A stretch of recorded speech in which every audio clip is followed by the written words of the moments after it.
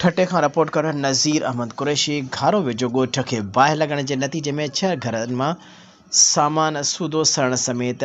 हिकु ॿारड़ो बि सड़ी फोत थी वियो। संदसि घर में कोहराम मतल तफ़सील मूजिब घारो शहर वेझो घारो बापड़ा रोड ते मासूम शाह दरगाह लॻ ॻोठ सूमार ख़ासि किले में ओचितो बाहि लॻण जे नतीजे में 6 पोरियतनि जा घर ऐं घरनि में रखियल समूरो सामान सड़ी वञण समेत हिकु घर में मौजूदु हिकु 2 सालनि जो मासूम ॿारड़ो सुभान वलद अब्दुल ख़ालिक ख़ासि किले में सड़ी फोत थी वियो आहे। संदसि घर में कोहराम मतल आहे। टाउन कमेटी घारो जे अमले ऐं ॻोठाणनि मुड़सी करे वधीक घरनि खे सड़ण खां बचाए वरितो। सड़ी वियल घरनि में अब्दुल ख़ालिक ख़ासि किले, अब्दुल वाहिद ख़ासि किले, अब्दुल हमीद ख़ासि किले ऐं ॿियनि जा घर शामिल आहिनि जेके हिन वक़्तु खुलियल आसमान हेठि आहिनि बेयारो मददगार बणियल आहिनि। ॿिए तरफ़ इतला मिलंदे टाउन कमेटी घारो जो चेयरमैन जाम अहसान जोखियो बाहि मुतासिरनि ॻोठाणनि वटि पहुची संदि हमदर्दी जो इज़हार कंदे खेनि हर मुमकिन मदद जी ख़ातिरी कराईंदे टाउन कमेटी घारो जे चेयरमैन जाम अहसान जोखियो चयो त हीउ वाक़ियो ॾुखोईंदड़ आहे